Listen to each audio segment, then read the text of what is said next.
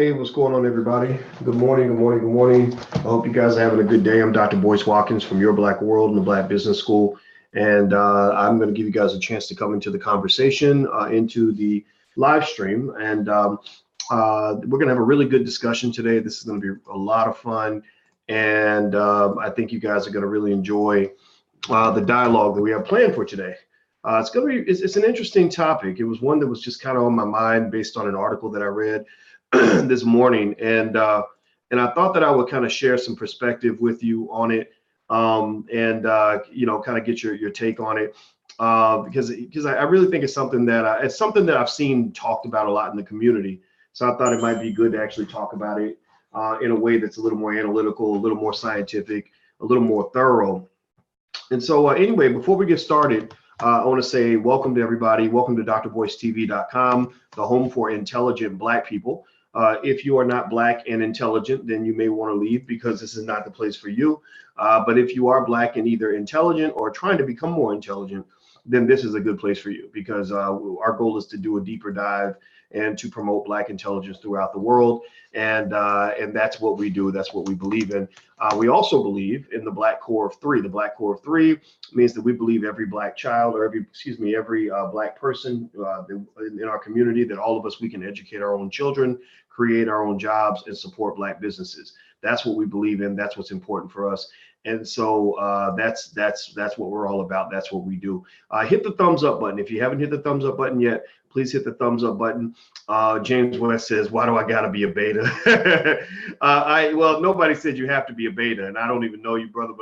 But I'm not even. It's not even like that. It's not me calling out anybody for being a beta or attacking anybody. It's really just something that I thought would be interesting to talk about, because I hear people talking about it all the time. I hear people, constantly using the term. Has anybody heard this? Tell me yes or no, yes or no, yes or no. Has anybody ever heard anybody use that term, dusty beta male? Anybody in the conscious community hear people talking about that, dusty beta males and stuff like that? Saladin, I appreciate you too as well. Anybody heard that term? Yes or no, yes or no, yes or no?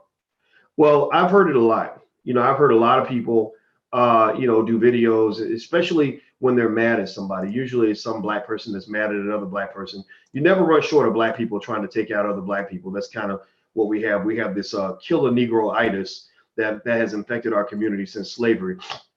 And a lot of times you'll hear people use the term dusty beta male.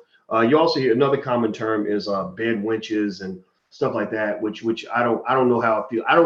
I don't use that term because I don't really know why I'd want to use that term. Doesn't mean I'm dissing anybody for using it, but it just means, like bed wench is kind of I don't know. I think if I have an issue with a woman, I'm gonna talk about the issue and not the person so much. I kind of think talking about the person is kind of sticky territory. Like, I think that you can actually express your difference in opinion without it becoming overly personal, But anyway, okay, so Sandra says yes. James says everyone thinks they're alpha. That's so funny. You're right about that.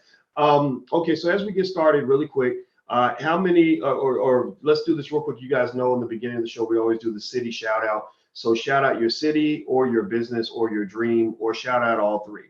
But just shout them out separately. So tell me your city, your business, or your dream, and I'm gonna shout back at you for all the ones that I see. I see Chris is in here. Yolanda says it's sad that we fight against each other instead of loving.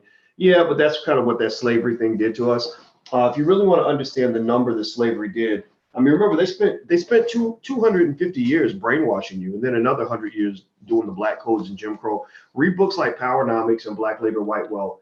That will really explain to you how deep the brainwashing is. I mean, if you read books like this, you'll understand. You'll say, oh, that's why Negroes are crazy half the damn time. That's why Black people, do horrible things to each other.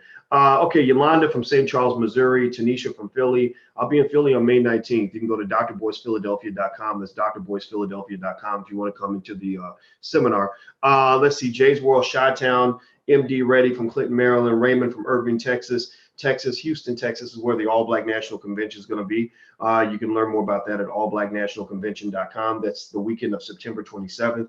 I just spoke to my homeboy Willie D out of Houston, and I said I'd be honored if you would participate with us in the convention. So Willie has agreed. So Willie D will be at the All Black National Convention along with people like Norman Langan, Michelle Moses. I'm gonna try to see if I can get Vicky Dillard on an airplane to come down, and we're gonna have a great time. So I look forward to that. Let's see, cutest from Chicago. Let's see, True to Life says developing business. Keegan Carter, genuine leather and exotic skins. Wow, sounds really interesting. King Carver Kennel says real estate. I see what is Trinidad and Tobago from Cleveland, Baltimore from Lawrence. I see Nashville from King Carver. Let's see what else. I see New York. The New York business is the Royal Legacy Experience, says Razah. Chris Love Multimedia. Elon Shakira, Hyattsville, Maryland. Alicia from Maudlin. I love the name Alicia. Y'all know why I love that name. Freddie from Kennesaw, Georgia. Claire from does bookkeeping. Jeff Wallace. Vision Leadership and Productions.com. That's a long name, man. You might want to get like a shorter one, like a acronym or something. That might help. Let me see. YoBiz. Yolanda says YoBiz resource consultant. All Black Hotel. Chris Love. Clinton Alexander. Charm City, Baltimore. All right. Doing rum. The business of rum. That sounds interesting. I know that I heard it's tough to get a liquor license. I know Dame Dash, when I was working with Dame Dash a lot more, Dame was always talking about the difficulty in getting liquor licenses and stuff like that. So anyway, let's get started. Hit the thumbs up button. If you haven't hit the thumbs up button, please hit that thumbs up button. It's very important to get people into the conversation. Also, please share. If you're on Facebook, please hit that share button real quick. Just share it to your Facebook page so people can join the discussion. So please hit the thumbs up button, share, comments. All those activity is what brings people into the lives. So we can really use your help in just doing things. Use your fingers. That really helps us a lot. All right, so let's talk about alpha males versus beta males. A lot of us hear the term dusty beta males used all the time. The dusty beta male term, I've seen it used mostly when somebody's just mad at some dude and they say, oh, you a dusty beta male, or nigga, you a dusty beta male, nigga, or some woman that's mad at black men for something and they call them all dusty beta males because they don't say what they want to hear or whatever. And I think, obviously the terminology is being used in an incorrect way. But the internet, who was it? My boy Black Dot did a really funny little commercial where he was basically telling people how to become a YouTube scholar. And basically you got a lot of pseudo scholars on YouTube that pretend to be scholarly and pretend to have done research and pretend to have credentials or whatever, but they don't. They just talking out the side of their neck, right? Whatever. And I thought it was a really funny ad. In fact, I'm gonna try to see if I can find it because let me see if I can find it. YouTube scholar Black Dot. I don't know if y'all check out Black Dot, but I like this guy a lot. I've watched some of his stuff and I think it's really, really good. Okay, I can't find his little ad on how to be a YouTube scholar, but it's actually really funny. He's like, if you don't read books and you just make stuff up, like, become a YouTube scholar. So anyway, and just in case anybody wants to know, my credentials, you can look them up on the internet. My PhD was from the Ohio State University. My dissertation's online. You can read my dissertation. It took me years to finish my doctorate. I was in school till I was 31. So I don't know everything, but I know a couple of things. And I'm gonna share some of those things with you. All right, so here's the deal. All right, so when you talk about alpha male versus beta male, there is a distinction. It's a distinction that's all throughout the animal kingdom. It's not just for humans. It's not just in the woke community. And it's an important topic because in the Black community, we need alpha males, right? You need alpha males because alpha males are the ones that are going to lead. They're the ones that build. They're the ones who fight. They're the ones who stand up. They're the ones who protect. They're the ones who provide.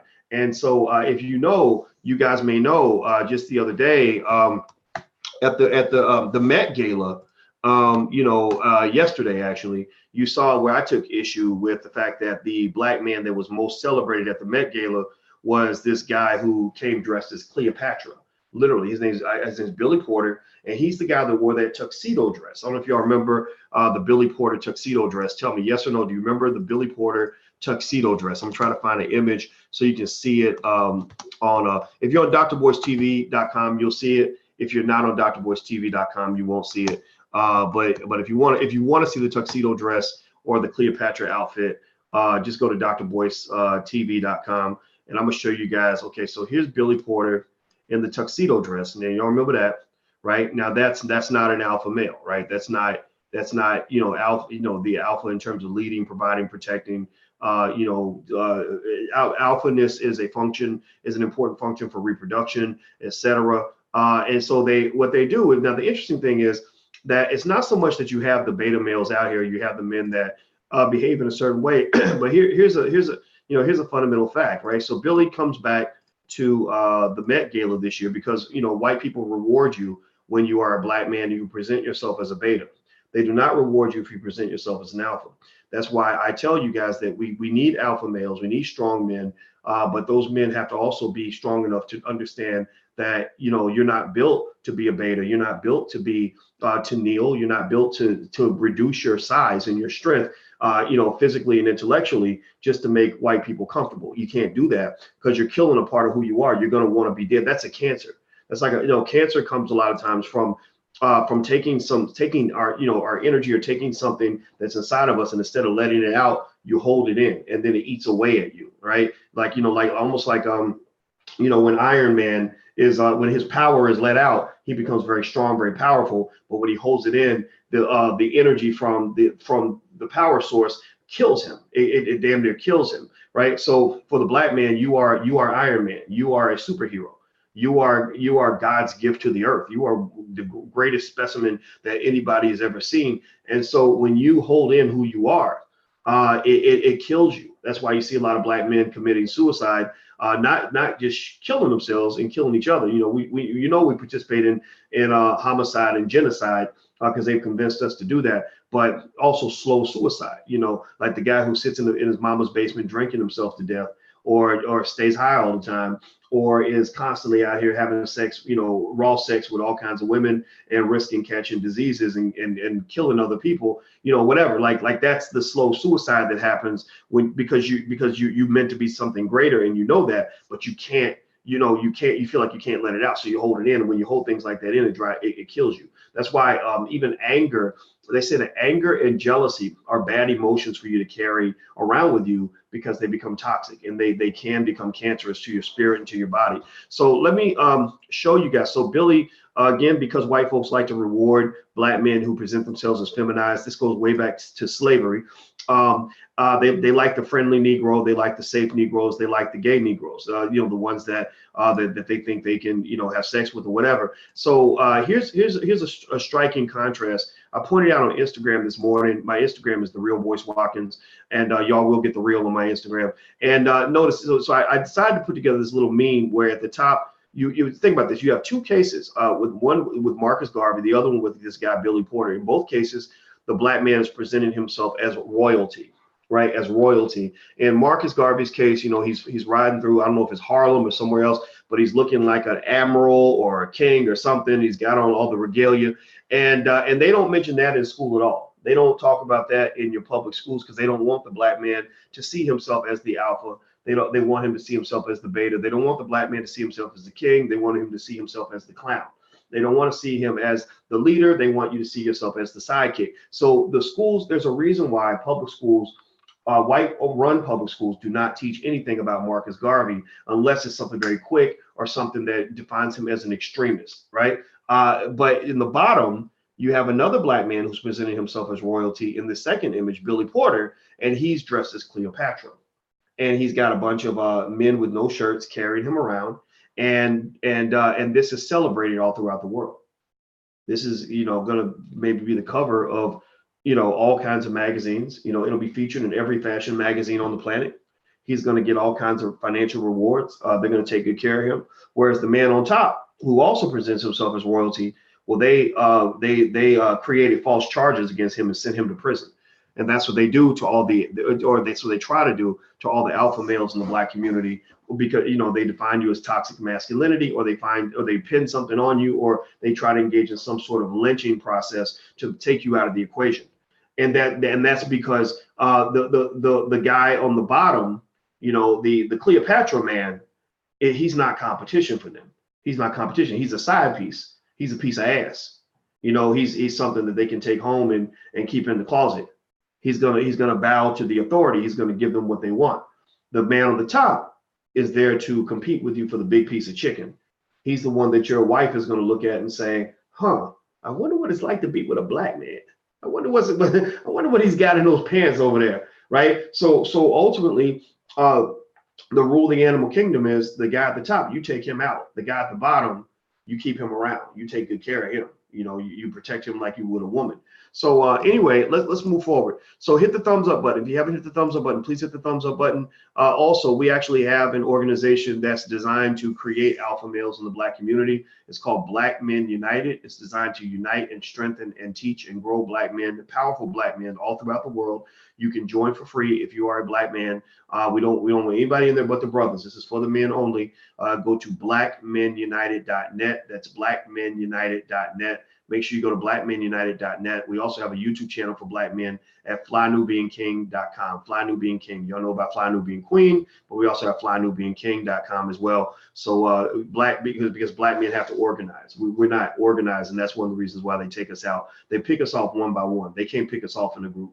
When we form a group, they become afraid of us. That's why they had laws that said that slaves can't gather in groups of more than 2 or 3 slaves. If you do that, that was illegal. Well, why would they make that a law? Just for their health? Did they make it a law just because it just came up? Did they make it a law because they just felt that way on a Tuesday? No, they made that a law because they know that Black men and Black women unified is a very dangerous thing. That's why Black unity has always been something that the federal government has worked against because they saw it as a threat to national security. So hit the thumbs up button. Please hit the thumbs up button so we can get more people in the live stream. So let me talk about this in terms of the characteristics of an alpha male. This is an article written by a therapist named John D. Moore. And John D. Moore, I like his article because what he does is he kind of breaks out the science versus the stereotypes of what an alpha male represents. I'm gonna tell you this. I do believe that there is such a thing as toxic masculinity, just like I believe there's such a thing as toxic femininity, right? Like, for example, the difference between being assertive and being aggressive, might be an example, or the difference between guys who just like the ladies versus like a man who might rape you. Well, obviously sexual assault is toxic, right? And part of maleness and strength in a man, to me, it comes down to not just having the power, but controlling the power and being intelligent about the power, knowing how to play chess with your life instead of just always diving into any stupid situation. It's like in investing. You guys, anybody else a stock market investor? I don't know if you are following the stock market. I hope you should. Everybody in here should be a stock market investor. But with stocks, if you're in my stock market class, or if you've learned about stocks from me, one thing you'll learn is that there's a universal relationship between risk and return, risk and reward in the stock market. The more risk you take on, the more return you make, the more money you make if you take on more risk. But there's a caveat to that. The caveat is that the risk must be intelligent risk. It has to be efficient risk or calculated risk. If you take calculated risk, that makes sense. But if you take stupid risk or risk where you don't think it through carefully, then that's going to just put you in bad situations. So ultimately, the same thing I think is true when you're talking about alpha maleness. An alpha male is not somebody who's going to just go into battle and just run into any dumb situation and get killed.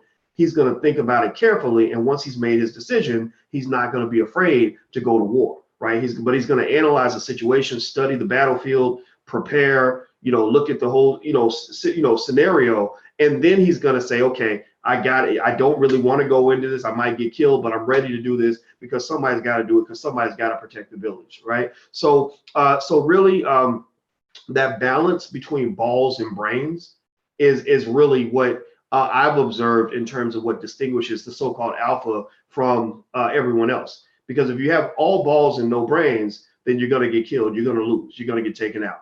But if you have all brains and no balls, then you basically are a powerful person who is reduced to a flea because you have all this power and you're scared to use it. You got a lot of black folks that have a whole lot of power, and the only reason white folks give them that power is because they know they're never going to really use it. Black folks that have the power and will use the power, those are the ones who become a serious threat, a significant threat. So anyway, moving on. So he says that being an alpha male is more involved than you think. He says when people hear the term alpha male, it usually conjures up mental imagery of a super good looking guy who holds the traits of being strong, muscular, and charming. all at the same time. This classic representation of such men can be found in many modern day movies. Examples include Brad Pitt, who played Tyler Durden in The Fight Club, and he goes on and on and on. Now, one of the things that he covers in the article, and I'm not going to read every piece of it, but he covers like what it means to, where the term alpha male comes from, the link between animal research and alphas, how wolves relate to alpha males, common traits and characteristics of alpha men, the difference between alpha males and A-type personalities. A lot of people think that a type A personality in a man makes him an alpha, and that's just not true. A type A personality is very different. I'll talk about that in a second. So he says, before we get too involved in the traits and characteristics of alpha men, it might help to understand some background behind the term itself. I mentioned this because being an alpha male is multifactorial in nature. So there's many factors that determine what an alpha male is. The phrase alpha male was coined by folks involved in the field of ethology, a 25-cent word used to describe the objective study of animal behavior. Here we're talking about researchers who spent years observing how various kinds of animals interact with one another in the natural environment. We get the term alpha from the Greeks. And then he talks about that certain animals, they noticed that certain animals would exhibit certain behaviors. Certain animals would, be the dominant ones. They'd be the ones out front. They'd be the ones that the females would want to mate with. They'd be the ones that, jumped out and jumped into the fight first, things like that. And so it led them to really become fascinated with the idea of, what is an alpha and how does that work? And remember, human beings are mammals, right? So actually, according to Professor Ken Sapolsky at Stanford University, the human brain is about 95% the same as an animal brain.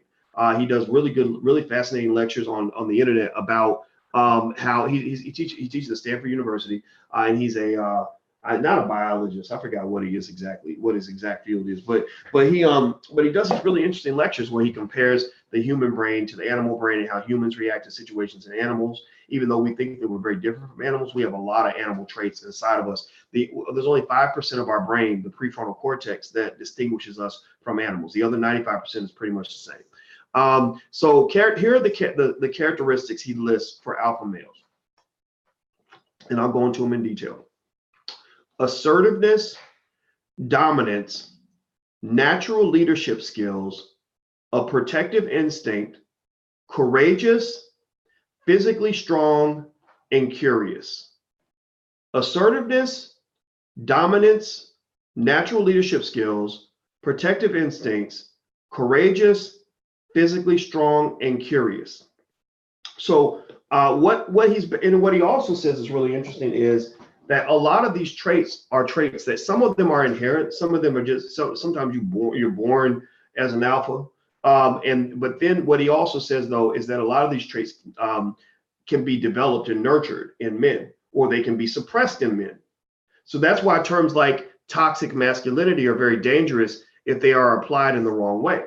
If you have a boy that's raised, let's say, in a very feminized environment, let's say he has no, male role models who can really teach him what it means to harness his strength and use it in an appropriate way, then he can either get the wrong interpretation of what it means to be an alpha, which means like maybe imitating his favorite rapper or whatever, or he might think that his natural male instincts are bad and suppress them, and which literally will change the physical and chemical composition of his body. It changes who he is. He's producing less testosterone, and he's estrogenized, and he can be feminized, right? And in fact, when you go back, pay attention to the public school. It happens to your son when he goes to public school, when that white female teacher has her image of the way she believes a man's supposed to behave, which a lot of times is built on white feminism, things like that. So when she sees your son, she's already got that natural instinctual fear of him, because studies show that when people see an image of a black man, their adrenaline jumps. They get very scared. So she's already afraid of him, and she also has a misinterpretation of his behavior based on the fact that she has an idea of how she believes he's supposed to behave, right? So when a white woman is telling a black boy what it means to be appropriate, that's usually going to end up all kinds of wrong and all kinds of backward. Yes or no? Tell me if you've seen this. Yes or no? Tell me if somebody talk black to me. Tell me if you're relating to what I'm saying, if you understand, if you've seen it, because I need you to visualize times where you've seen it so you can understand where I'm going with this. Yes or no? Has anybody else seen this in the public school system? Yes or no? Do you understand how this relates to the fact that black boys are actually put in detention more than other children? Yes or no? Do you understand the linkage between black boys being more likely to be put in detention and black men being more likely to be put in the penitentiary? The penitentiary ain't nothing but detention for grown-ups, and detention ain't nothing but the penitentiary for children. That's pretty much what it is. A lot of the public schools for the black male, because of the misinterpretation of black maleness and the natural instinctive fear and concern about allowing black maleness to develop itself, leads them at an early age to try to marginalize, control, and tame that child like he's an animal. And this undermines his natural development into the kind of alpha males that the black community needs. That's why when I tell you guys about the black core of three, there's a reason why the first part of the black core of three that we believe in is that black people can and should educate our own children. Because then what happens is you can see these characteristics coming out in your young men, and you know how to nurture that. You know when to say, whoa, whoa, whoa, you're going too far, but you also know when to say, okay, go ahead, do your thing. Do your best. Just make sure you read a book before you go do that, or hey, here's another way you might want to handle it strategically, right? But a white female teacher at school can't do that. I spoke at a middle school one time, and it was this middle school in the hood. The school was 90% black and Hispanic, and every single teacher in that middle school was white. A white woman, literally every single teacher. It was the seventh grade. I spoke to the kids in the seventh grade, and they had me talk to the kids that were in their special education group, and they were mostly black and brown boys, as expected, and they felt like they couldn't control the boys. And I remember they were really fascinated by the fact that I was able to control them like that, because I knew these kids in my mind. I already knew kids like this, so it was easy to talk to them about whatever I wanted to talk to them because they could relate to me. And I remember the white females were like, one of them was like, so Dr. Watkins, what do you think about our school? Give us your honest opinion. I said, well, to be honest, your school, it's like a mixture between a penitentiary and an insane asylum. And this is why I don't get invited to speak in public schools, because I say shit like that. I tell the truth. I don't even want to go to these schools because it makes me want to vomit. And then the other thing they said, well, in case you haven't noticed, Dr. Watkins, we're all white women. And I said, yeah, I did notice that. And she says, so we don't know what to do. And I said, yeah, because your school system doesn't want these boys to reach their potential. That's why you don't have black males up in here talking to them. That's why black men like me don't typically get invited to come speak to these kids at the schools, because public schools. Let me just say this. Pay attention now. Public schools are not educational facilities for black men. Public schools are fucking zoos. The public school is a zoo for the black male. For the black male, the public school is a zoo. That in a zoo is designed to engage the animal and to train the animal and to tame the animal. And at best, the animal in the zoo is being prepared for the circus. The circus is when he's raised to be some rapper with diamonds and gold in his mouth and chains hanging down and tattoos all over his body, thugging out for white people, promoting black genocide around the world. That's the circus. They like that. They like it when the black man acts thugged out and all that. Or the other part of the circus is preparing the black man to show his athletic prowess in a very controlled setting, like a tiger or an elephant that can stand on one foot, and like an NBA game or NFL game. When they bring him, they put him out and they parade him in front of masses of white people who are astonished, and they marvel at the athletic prowess of this big animal. Right, just like showing them King Kong. When King Kong, remember the movie King Kong, where they put King Kong out there in front of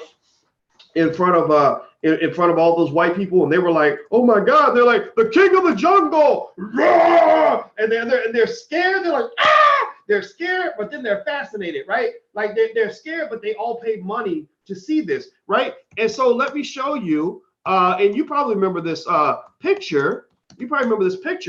And this picture didn't come out of thin air. Like, this was not an image that just, just popped up. This comes from racial history. Remember this image of LeBron James where LeBron's a good dude. I like LeBron. So this is not anti-LeBron. This is anti-white supremacy.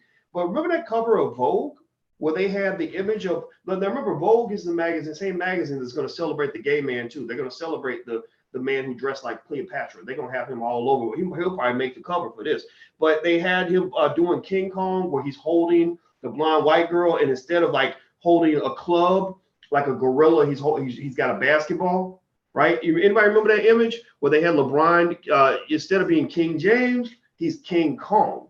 And that was not coincidental. That was not them just being cute. That was a very accurate portrayal of how they view the black man. The black man in a white supremacist society is viewed as an animal. And with an animal, you either domesticate the animal so you can train him and ride him like a horse or show him off like a prize elephant or gorilla, or you keep his ass in the cage, which is what the penitentiaries are, or the detentions in public schools, or just marginalize the black man. And if one of those two options don't work, where you either show them off at the circus and make money that way, or you keep them in the cage in the zoo and make money off them that way, because they make money off the black men who play the sports. They make the money off the black men that are in the prisons, right? So you make money off the animals that are being paraded in the circus, or you make money off the animals that are being paraded in the zoo, right? Do you follow me? Yes or no? Are you following what I'm saying here? And then what do? What happens then if you can't parade him at the circus or keep him in the cage? Well, two things. One of two things will happen with the animal. You either release him into the wild, right, where he just goes off and does whatever. Those are the brothers that are just sitting on the corner chilling or just out doing whatever, that ain't really got much going on. They ain't got jobs. They just kind of out here. Or you kill his ass, right? The minute he becomes a threat, you kill him, right? And so effectively, the black man is controlled like an animal. So all of this links back to alpha maleness. If you ever want to see the biggest group of alpha males together, go to the penitentiary. Go to the penitentiary, and you will see a lot of black men that are smart, that are natural leaders, that are very courageous. And they were courageous enough maybe to stand up to the white man, and the white man shot him or locked him up or whatever. You'll see a lot of alpha males in prison. So this is warfare. In warfare, that's what you do. In a war, you don't really go and you don't worry so much about the little wimpy ass men that aren't going to be a threat. You go after the alphas. You kill the alphas off. You get rid of the alphas. You either lock them up or you use them. So anyway, let's keep going. Do me a favor, hit the thumbs up button. If you haven't hit the thumbs up button, please do that. Also, if you want to ever advertise on this platform, feel free to go to drboyceadvertising.com. That's drboyceadvertising.com. You can sponsor a podcast. But you gotta, if you fill out the information, there's a low fee, but you gotta pay the fee if you want to sponsor the podcast. So we don't really have a staff and all that stuff. I just offer it as a service for anybody that wants to sponsor the podcast, because you guys were asking about that. Also, don't forget we're on iTunes. So if you want to listen to this podcast on your way to work or something like that, you can go to iTunes and look up my name. And also, don't forget, if you want to join our organization for Black men, you can go to blackmenunited.net. That's blackmenunited.net. All right, so let me keep going. Let me keep reading on this article about alpha males. So he says, what's important to note here is that your alphaness is as much a function of heredity as personality. In other words, we know from research that some traits are just inherent. For example, if you are naturally assertive and that characteristic runs in your family, there's a good chance that heredity is a part of the dynamic. To this point, the old axiom that the trait runs in our family strikes a chord of truth. But that's not to say that we can't nurture native traits. For example, leadership skills can be grown when a person dedicates himself to the cause. So you can develop and nurture natural alpha male characteristics in men. They just have to be taught to be men. This is why fathers are so important. Stop acting like fathers don't matter. I'm telling you, stop it. Stop it, stop it. You're an idiot if you think fathers don't matter, because that would make you as dumb as I would be if I thought that mothers did not matter. I mean, how dumb would I look? Run around here talking about a baby don't need his mama. All the baby need is the daddy, right? I would sound like an idiot, right? So fathers matter, because when I talked to David Banner about this, David Banner and I talked, on the phone not too long ago before he came onto the podcast. The interview's out there if you want to go find it. And one of the things that David mentioned to me that was really powerful, and I totally related to it, is he said that whenever I ran into a situation where I didn't know what to do as a man, I would just act like my daddy. He said I would just remember what my daddy would do in that same situation, and that became a constant Rolodex he could go through to know how to respond to certain situations. And I said, oh my God, I did the same thing.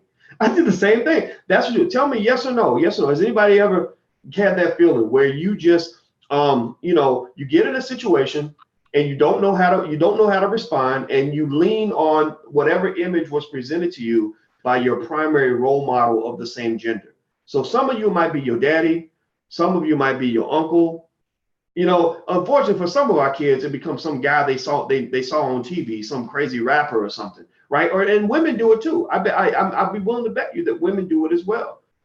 So that role model is extremely important. Like, so when these boys are exposed to men that remind them of basic ideas, like, what it means to be on code, or what it means to be strong, or like, no, you never, you're supposed to always help your mama carry the groceries in the house, or no, you don't let nobody punk you like that. Like those are things that that men lean on. Men respond to that. So if you got him constantly under a feminized influence, where there's somebody constantly teaching him how to be a woman, then you're nurturing all those feminine characteristics inside of him. He's not going to be an alpha male, that's for sure.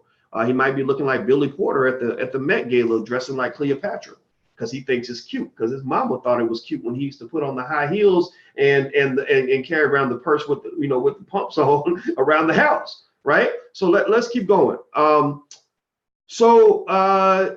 He says, he talks about A-type personalities and how A-type personality is often confused for being an alpha.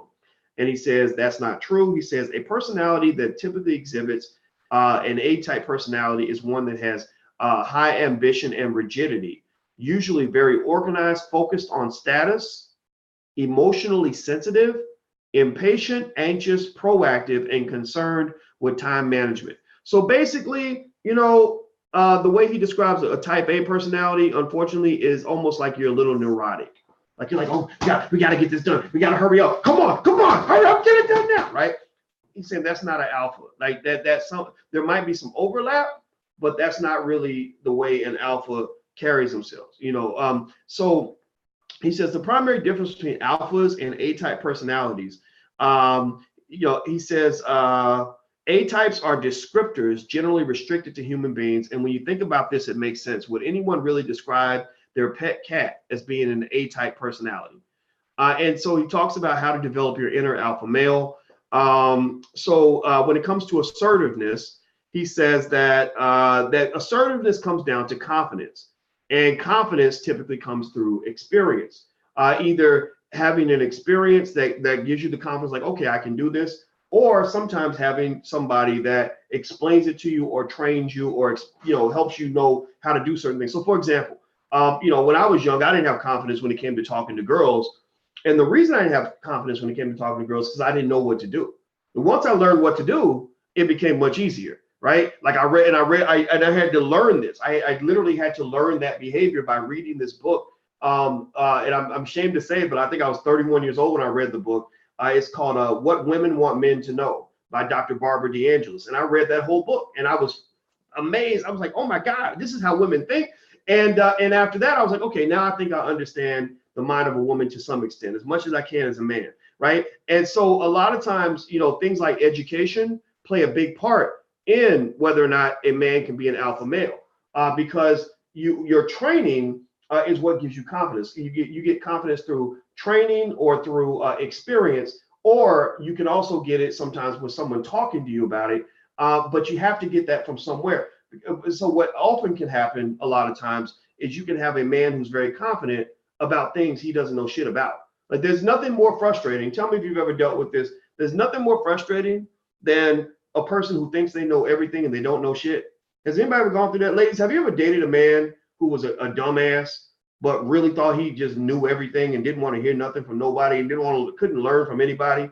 and he did whatever the hell he wanted to do because he always knew that his answer was right. And if you proved him wrong, it only made it worse, because then now you're affecting his fragile ego, and now he's pissed off at you because you were right. So you won the argument, but really you lost because now your boyfriend's pissed off at you because you hurt his feelings, right? Like, that's bullshit. Like really, I will just tell you the truth. Like, people men who think that way, those are just not good. Those aren't good people to be around, period. I mean, in general. And a lot of confidence, I think, comes down to knowing what you know, and knowing that, but also knowing that there's more out there that you don't know than there is that you do know. And then on top of that, there's what you know, there's what you don't know, and then there's what you don't know.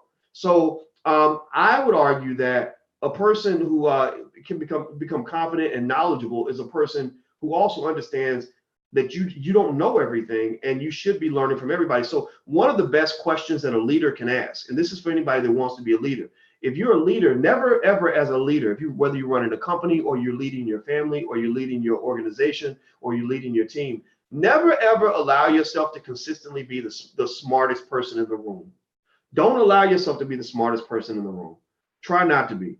The best thing you can do as a leader is if something comes up and a decision needs to be made, ask the people that you respect. Say, what do you think? What do you think? What do you think? And then you can gain from all their perspectives, as opposed to you always being the be all, end all, know it all. Because if you do it that way, you're going to always mess that up. So anyway, let me keep going. So the book, by the way, somebody asked what's the name of the book. It's called What Women Want Men to Know. And the article can be found at guycounseling.com.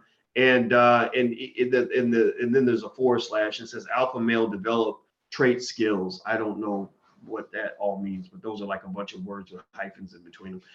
Let's see here. He says, so basically, developing confidence is important, but also exuding confidence, he says, matters. He says, for men that want to be alphas, be mindful of your posture, stand up straight when you walk. That means, so think about this. How many times do you see black men slouching and sagging and all this other shit? Well, those are characteristics of what you might call, if you want to talk about dusty beta males, when you're slouching and you're shrinking yourself down and making yourself tiny to make other people comfortable, making white men have no problem being the alphas. They have no problem being the leaders in the room. So when you're shrinking yourself down as a black man to make them comfortable, then you're becoming a dusty beta male at that point. You're like, I'm not no alpha. I'm just the beta. I'm just here, boss. Go. I dance for you, boss. If you got the buttered biscuits and the chicken, I'll tell you some jokes, boss. That's why black men make the most money telling jokes and being funny and making white people happy and comfortable. The black male clown is always going to be invited to every party that white people have. So they don't want the king there. They want the clown. He says, mindful of your posture, shoulders square, chest raised, but not puffed out. It says, I'm not really confident. I'm just pretending to be that way. Or maybe I'm arrogant, not confident, but chest out. Let people know that you're there. Chin up. You the man in that motherfucker. Like, don't let nobody tell you that you're not. Smile when you greet someone. Tilt your head slightly forward to show interest. Use a firm handshake with eye contact. That's important. Little boys should learn this very early. You shake hands and you let them know that I know that I'm here, and you know that I'm here, and I see you and you see me, and it's okay with me being seen. The second trait they describe is dominance. They say some people confuse dominance with over-the-top behaviors. In fact, dominance has gotten a bad rap because it's been assigned to aggressive male behaviors depicted on television and movies. So he says, so movies like Wall Street or the Charles Bronson movies, Death Wish, or whatever, where the man is like killing people or fighting people all the time. He said that's not actually dominance. He says that instead, with a specific focus on alpha male characteristics, dominance is about having a commanding presence, which is a function of body language. And that really links to very almost subtle concepts like self-love. Like the black man, think about this. There's nobody who's taught to not love himself more in this country than the black man and the black woman. If you go to school, all they're doing every day is giving you a lesson in how not to love yourself, but how to love and honor white people. It starts with, even in church, for many centuries, we saw the white Jesus on the wall. So we always honored him, but never honored ourselves. When children go to school, they're learning about slave masters before they ever learn about great black heroes. Like, that's why we do that. Every day I give you guys the melanated mogul of the day. And every day I present somebody that you've never heard of, like Isaiah Montgomery, who in 1847, as a 20-year-old black man, raised $300,000 to go start a major cotton production facility. 20 years old, raised $300,000 in 1867. $300,000 in 1867 is $4.8 million today. Imagine that. A young black man at the age of 20 raising the equivalent of $4.8 million to start a business. And you act like you got problems. He did it in 1867. In 1867, when Black lives definitely didn't matter in 1867. So my question, so my point in bringing that up is that when they're doing that to you, when they're going to teach you about they're going to teach your kids about Billy Porter before they teach them about Marcus Garvey, or they're going to teach them about Ben Franklin before they teach them about Isaiah Montgomery, they're reducing your self-love and your self-worth and hence your self-confidence. And so what effectively occurs is that you start thinking, well, I'm not much of anything, that there's nothing special about me as a black man. The only places I can dominate are on the basketball court, or maybe on stage or whatever, or in the streets, but I can't really dominate in other spaces because I've never been taught anything about what it means to be strong or dominant. And I've never been taught that I'm even worthy of that. So I'm not the alpha, I'm supposed to be the beta. So anyway, he says, so it says having a commanding presence, which is the function of body language. A commanding presence means that I'm comfortable with who I am. Do you understand that the only reason that I am at a point where I'm sitting here talking to you guys every morning and literally saying about 90% of whatever the fuck is on my mind that day is because I learned how to love myself. And when I learned to love myself, I became so proud of who Boyce Watkins was that I wanted to show him to the world.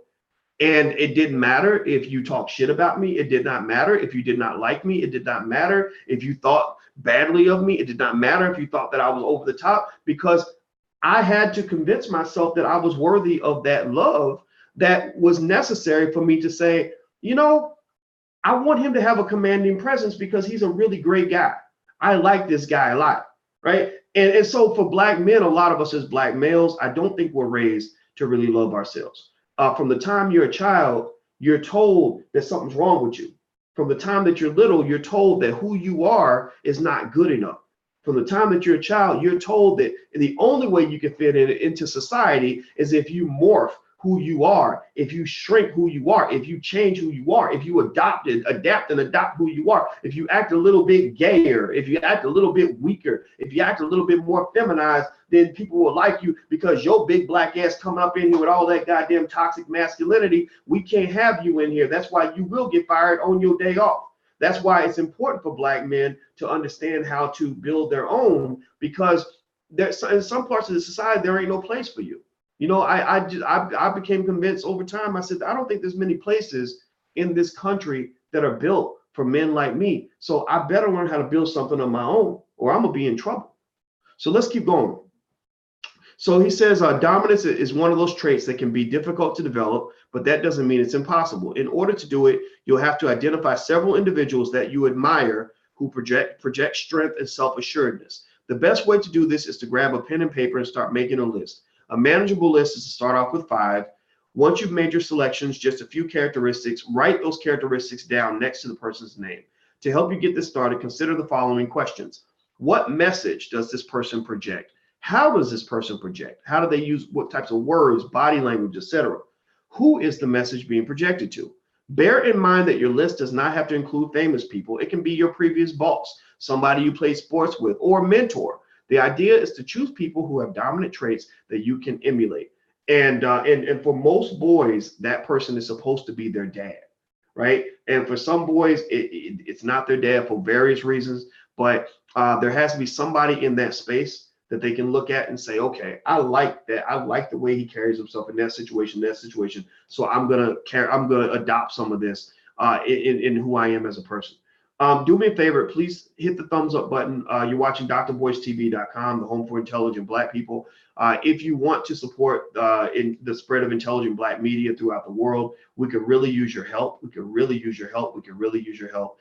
If you are interested in becoming a patron and supporting our intelligent Black media, we have Your Black World News, the Fly Nubian Media Network. We do all kinds of media stuff because Black people have to have our own media.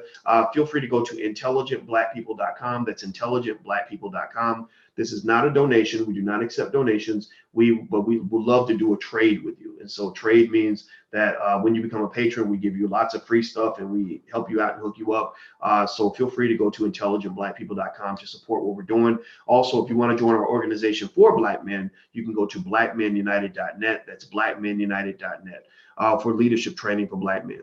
Number 3, leadership. He says any survey of alpha male characteristics quickly reveals that leadership is a key trait. But what exactly does that term mean? Believe it or not, folks who research the topic of leadership actually disagree on the definition more than you might think.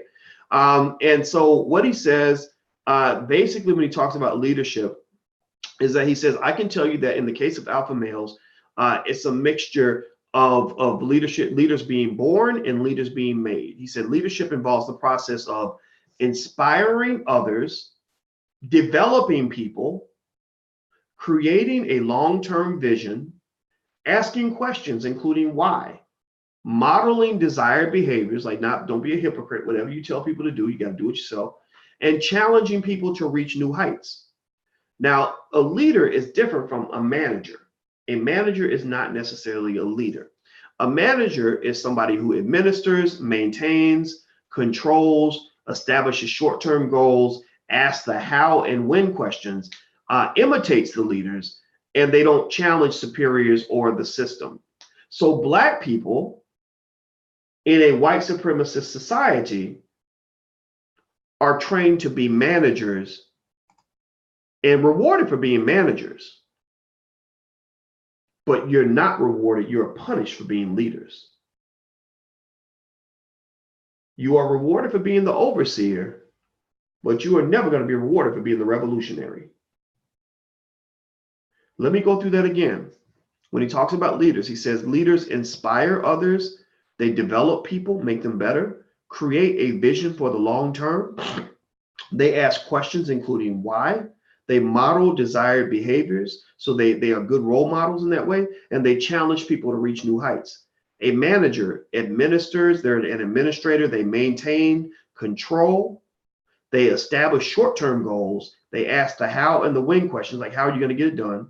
They imitate the leaders, so they do what their boss does, and they do not challenge superiors, they do not challenge the system.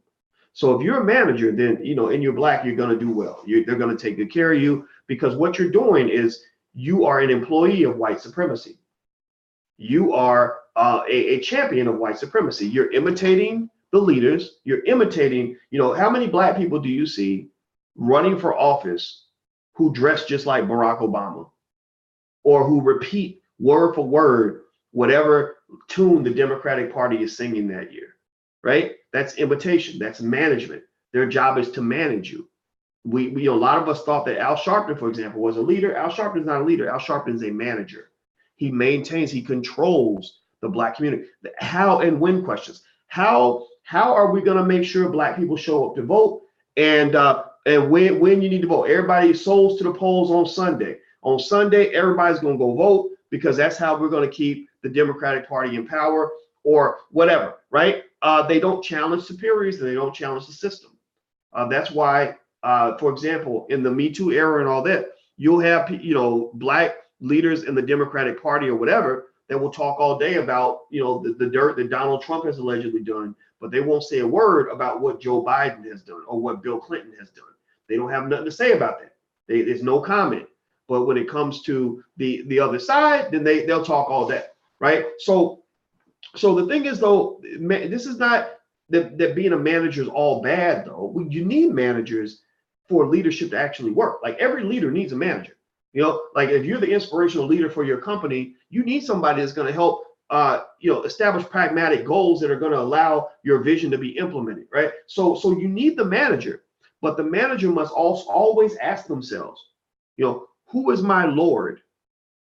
Who is my king? What am I bowing to? What system am I serving? So when you are a manager, when you are Black and you're being rewarded heavily for being a very good manager in a white supremacist system, who are you serving? What purpose are you serving? So anyway, let me keep going. He says, that's not to say that managers can't be good leaders. I'm just suggesting that the terms are not mutually, I'm simply suggesting the terms are not mutually exclusive. You may be wondering why I'm mentioning this. Here's why. For most men who want to be alpha males, it's the leadership trait that needs to be grown and not the management trait. So y'all got a bunch of Black men out here that go to college and learn how to be managers. And you don't have enough Black men out here that learn how to be leaders. And that's why you're losing. That's why you're getting your ass kicked. That's why you're coming in last place. That's why you're getting fired on your day off. That's why you ain't won a championship since the 70s. That's why you can't even make it to the first round of the playoffs, because you ain't got no leaders. You ain't got no leaders. You don't have enough Kevin Durant's and LeBron Jameses and all that. I mean, you got too many what's that guy that plays for the Oklahoma City Thunder? I forgot his name, but the guy that shoots all the time. You know, Russell Westbrook. You got a lot of Russell Westbrooks out here, alpha dogs, or think they alpha dogs because they shoot all the time. But you really need leaders. You need people that make their teammates better. You need people that have a vision for the future, people that are actually going to help the team win. So anyway, let's keep going. Moving on, we're talking about alpha males versus dusty beta males as the term is used. And I figure people are going to keep using these terms. We might as well make it scientific so that we can understand exactly what we're talking about. 4, alpha males have protective instincts. He said, have you ever noticed that in the wild, alpha animals are very protective of their clan and of their territory? Like y'all remember that goose I ran into when I was running and I was jogging along that path. I was jogging along a path and this goose was standing there blocking the path. And I was like, why is this goose blocking the path? And I just was like, okay, I'm just gonna go around him. I guess he'll fly away. And then when I got closer, he stuck his tongue out. He was like, and he kept sticking his tongue. I was like, why does this goose keep sticking his tongue out? And so I was like, okay, well, this is weird, but I'm gonna keep going. So I took another step, but this time I took the step a little slower because I didn't know what I was dealing with. And then he lifted his feathers up like he was about to attack me. I'm like, what? Okay, what is this gangster goose? Like, what the hell, man? And so we're sitting there, and by this time I pull out my cell phone because I'm like, this is really interesting. So I started recording this goose, and I said, now watch what happens if I take another step. So I took another step, and then his neck got real long, like to where like an extra 2 feet long. I could have sworn. I mean, and I'm like, what? This goose looks like he's ready to fight me, like he's ready to attack.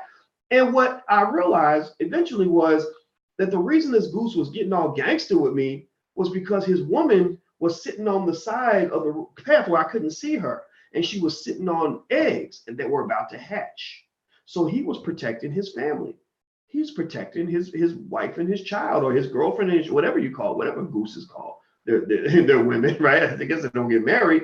But, you know, I thought that was fascinating. It was interesting because nobody ever taught him how to do that. You know, this goose didn't go to college to learn how geese are supposed to behave when their family's under attack. Like, no, he didn't read any books about it.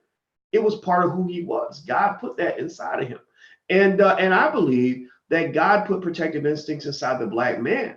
But a lot of Black men, now pay attention. You talk about dusty beta males. How often have you seen, yes or no, have you ever seen these videos out here where some Black woman is getting her ass beat and the Black men are sitting around filming the shit or laughing and making jokes? Hey, has anybody seen that? Where the Black woman is getting beat up, punched in the face by a man, and Black men are standing, a group of men are standing and watching and filming the incident. Like that's trained behavior. That's learned behavior. That's not instinctual. Men don't instinctively sit around and film a woman getting beat up by a man. Men instinctively respond and say, hey man, you know, let her go, get up off of her. That's what men do. But something happened with these poor men that turned them from potential alpha males into dusty beta bitches. That's it. They went from being, you know, being the strongest, the king of the jungle, to becoming Billy Porter. They became little gossip queens and shit, sitting there filming. How dare you sitting there filming a woman getting beat up by a man? Like, what's like really? Like, didn't nobody? And I bet you a lot of these boys wasn't raised by no daddy. No man ever interact with them in a significant way to teach them, like, you don't do that. Like, you're not supposed to sit there and watch a woman get beat up like that. Let me tell you a little story. One time I was on an airplane, and there was it was a white woman, and she was a single mom.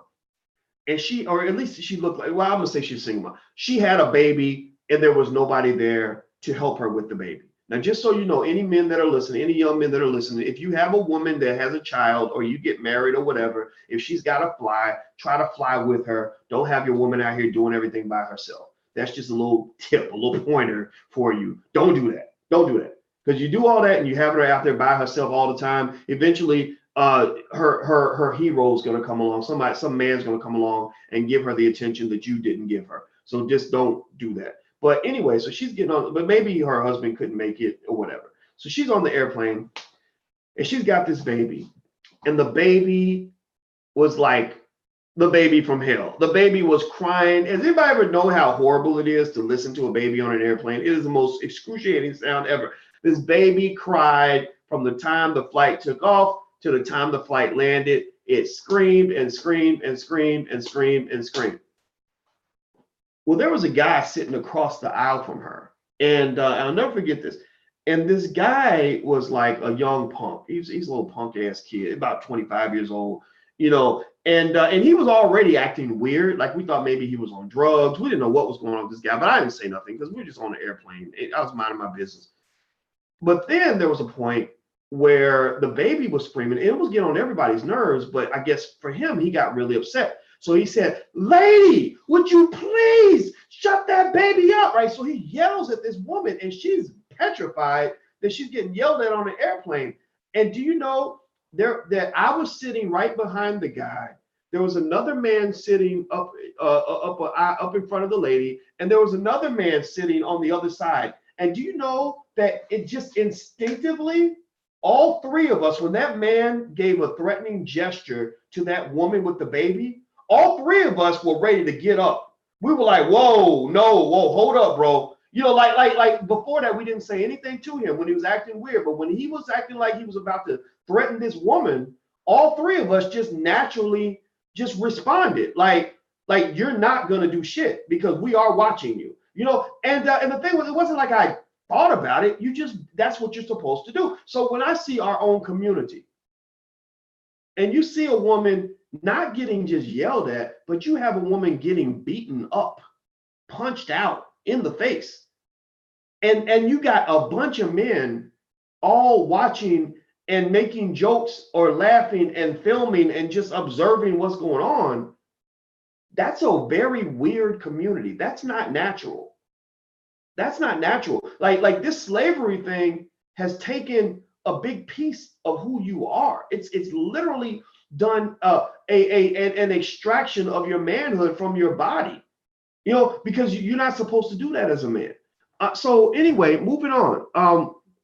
Please hit the thumbs up button. Please hit the thumbs up button. He says protective instincts in alpha males are important. He says there's a reason why you see this kind of behavior in alpha wolves and other animal species. He said it's called instinct, and it's directly related to survival. Pay attention. Listen to what I'm trying to tell you now. So when they come around you and they're using these stupid terms like toxic masculinity and trying to feminize your men and making them as weak as possible, they are threatening your survival. That is a plan for genocide. That is a plan for you can't build a strong community when you don't have any alpha males in that community. Everybody ain't got to be the alpha, but somebody has to do it. So he says that in the animal kingdom, the protective instinct of the alpha male is important for the survival of the entire community. The community does not survive when its men are gone. Why do you think that if you go to communities where you have the biggest fatherlessness epidemic going on, that's also the place where you see the most children getting molested? That's also the place where you're seeing the most poverty. That's also the places where the police will run up in there and shoot anybody, beat anybody, body slam, big mama, do whatever they want, because they're coming to your community and they're like, y'all ain't got no alpha males, so we don't have no threats. We don't have anybody here to worry about, so we're going to just do whatever the hell we want. we either gonna beat you, we're gonna beat your grandma, we're gonna fuck your women, we're gonna enslave your children, we might arrest some of your kids, we might molest your children because we freaky, we crazy like that, right? They do whatever they want. They literally wreak havoc on your community because your alpha males don't exist. They're either locked up, dead, or have been turned into little Billy Porters who want to wear the goddamn tuxedo dress to the fucking Met Gala. Let me keep going. It might be helpful to think of instinct as a sixth sense. See what I was telling y'all about how it was instinct when we were on that airplane? A sixth sense. Some people call it an inner voice. In any event, if you want to be an alpha man, it's important to build this skill area. Here's why. Good instincts are a key to personal safety. See, that goes back to safety and survival. Your community is not safe when you don't have your alpha males. Well-developed instincts are linked to strong leadership skills. Healthy instinctual skills are attractive to potential mates. So, ladies, if you find yourself, just for some reason, if you find your vaginas drying up when you're around certain bitch-ass behavior among men, just know that it's not because you're a bad person. It's because that's natural. You're not supposed to want to mate with men that don't understand the importance of manhood, that don't have any clue what manhood looks like. And I'm gonna tell you this too, you know, in our society, it's very confusing for the men. You know, that like feminism confuses the shit out of men. Men and ladies, tell me if yes or no, are you confused? Does feminism confuse the hell out of you?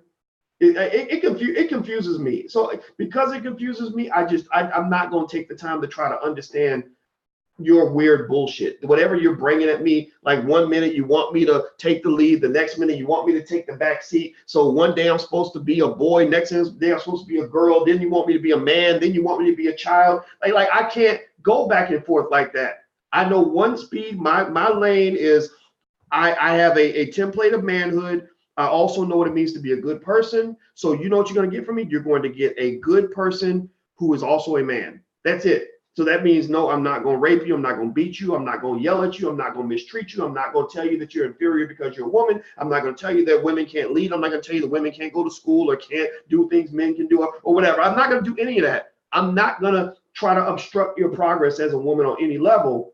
But when you come at me with a bunch of weird, confusing bullshit where you're going up and down and bipolar with me, I can't go with you on that because that's just too much. So one of the things I can just tell you for, you know, point blank period is like when Alicia and I have conversations about manhood and gender roles and all that, we just kind of understand what that is. I say, look, you here's Boyce. Here's what Boyce is. I've worked on him. I push him to do his best. I remind him repeatedly to always treat you well, and that's what you're going to get from him. But if you're looking for Boyce to be able to understand all the nuances of womanhood and the back and forth and up and down and bipolar, like one day it's this and one day it's that, I can't do that. That's too much for me because I'm not a woman. I can't be a woman. I can't be your girlfriend. I don't know how to do that. Right. So the thing is, the reason that's confusing is because in our society, that's what you want. We want the men to be the girlfriend. Like, well, like some woman will be like, oh, I'm leaving my husband. I'll be like, well, why? Was he abusive? No. Well, was he a big cheater? Did he beat you up? Did he do something terrible to you? No, he did. Well, what did he do? Well, I kind of needed somebody who would, do this and be sensitive and remember to do this, and he forgot to do that, and blah, blah, blah, blah. And that's fine. Like men should try. But there's only so much that we can do. Like, all we can do is our best. And then you keep getting better, so your best can be better than what it was before. But we live in a society where people are trained to just complain about men no matter what they do. Like, really, think about this. How often do you really hear consistent complaints about the behaviors of women? You don't really hear that in society, but you always hear about the complaints about the behaviors of men.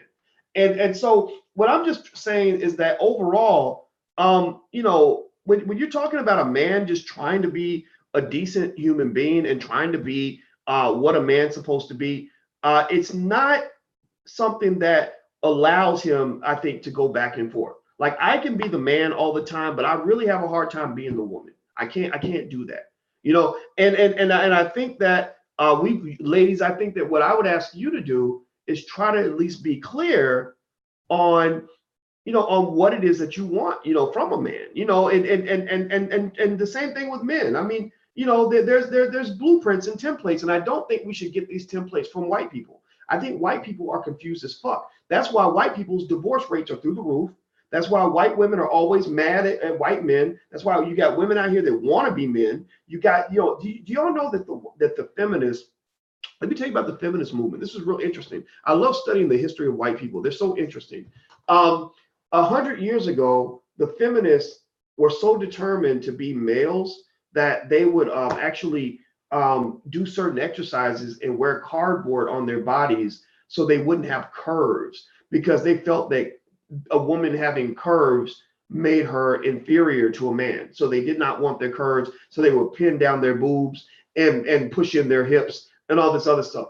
And I thought that was very weird. I mean, I think that establishing an understanding within our community, what we agree upon as general gender roles will go a whole lot further in keeping our families together than us trying to keep up with white people and imitating whatever they're doing, because the things that they're doing are simply not working. White families are not strong. They're like they used to be. They're sort of falling apart because there's this constant gender war where the women want to be men and they want to act like gender doesn't even exist. I don't think Black people are built that way. And I don't think that that's how you build strong families and build strong communities. So anyway, let me keep going. So the fifth trait of alpha maleness is courage. To be an alpha male is to be courageous. That term shouldn't be confused with risky behavior or foolish risk taking. Instead, I'm talking about men who overcome their fears so they don't become paralyzed with anxiety and indecision. So that gives an example of what I'm referring to as a gender role. If somebody breaks into the house, Alicia and the kids are afraid. I can be afraid too, but I can't be paralyzed by my fear. I can't, if her and the girls get under the bed, I can't get under the bed with them, right? I'm supposed to be the one who gets up in his boxer shorts with the baseball bat to go find out what's going on, right? And if that means that, if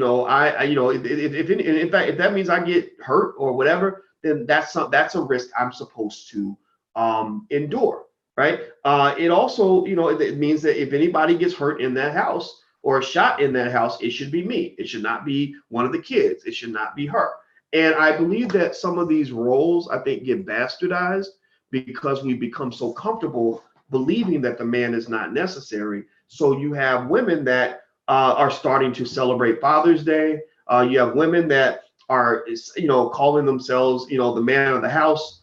You have women that really want to be men and don't believe that men matter. And then that further confuses the process, because a woman like that, a woman who's trained to be a man, who's grown a penis and testicles and really it sees herself as the alpha male of the house, is not going to know how to respond when she runs into a real man.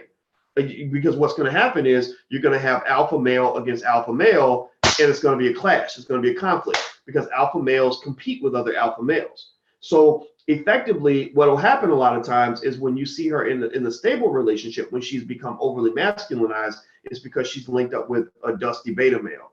And that's fine as long as they know what it is. It's like she's married her little Billy Porter, and it's fine. Okay, she's taking the lead, and maybe they're comfortable with this. Maybe they both grew up watching their mother kind of do everything and change the oil and hammer in the garage and all that, right? And it's not their fault.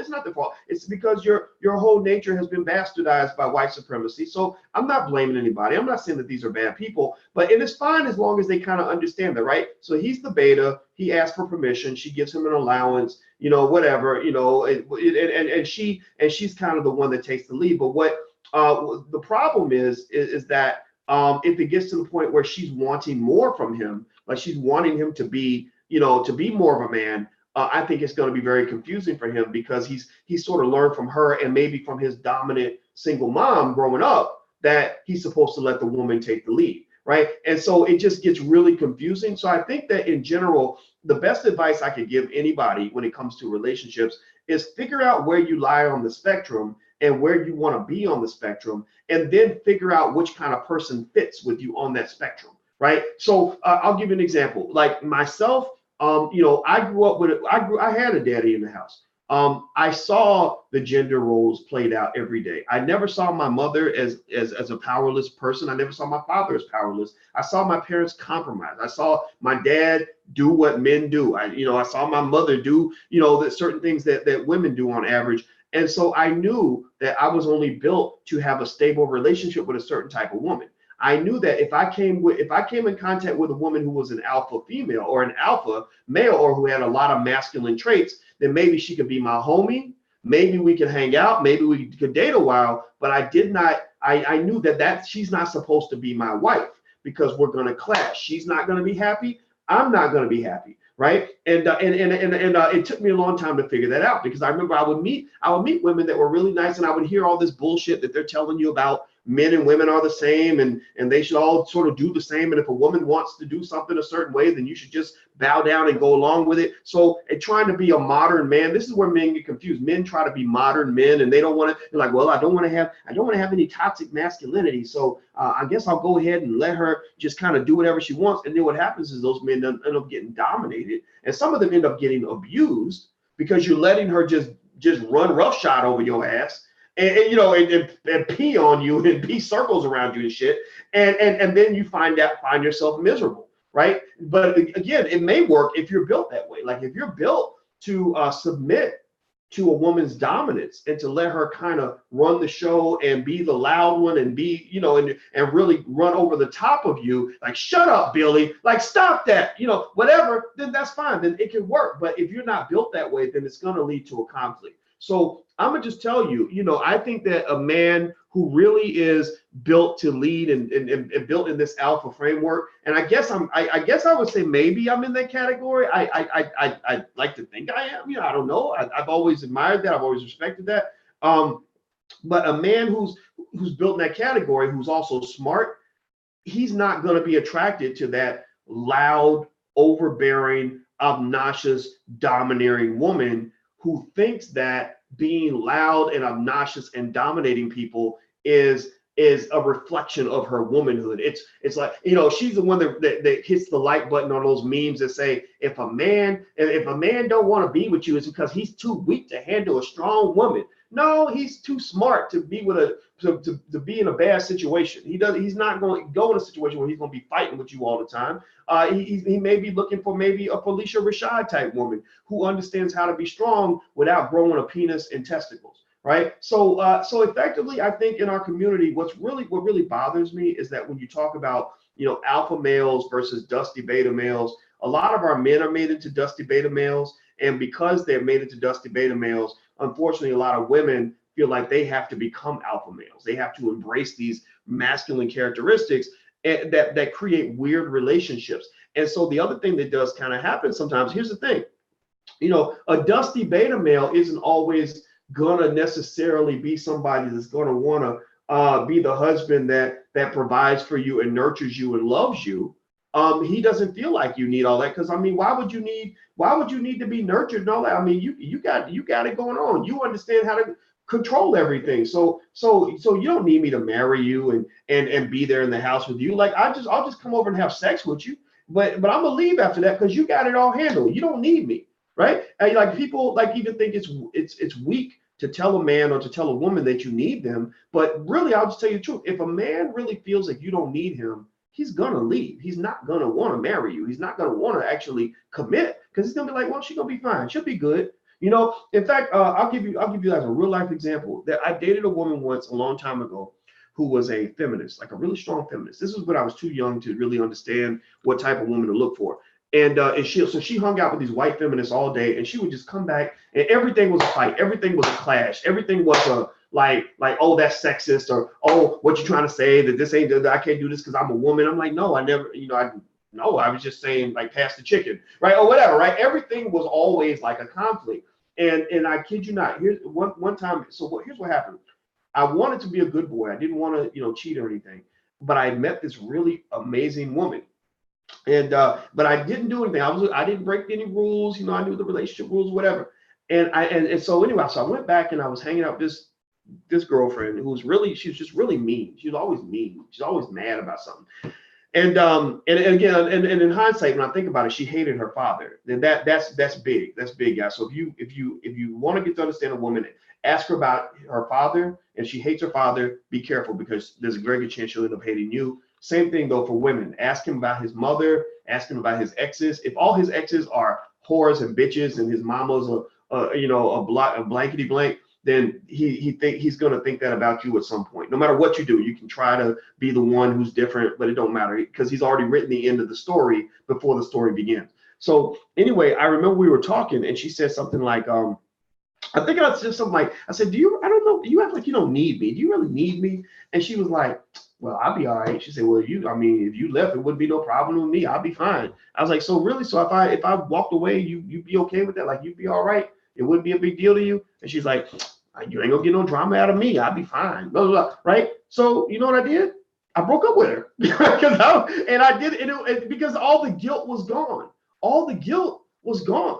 It was just like, oh, well, then shit. If I'm not needed here, I'll be over there. I'll see you later. Have a nice life.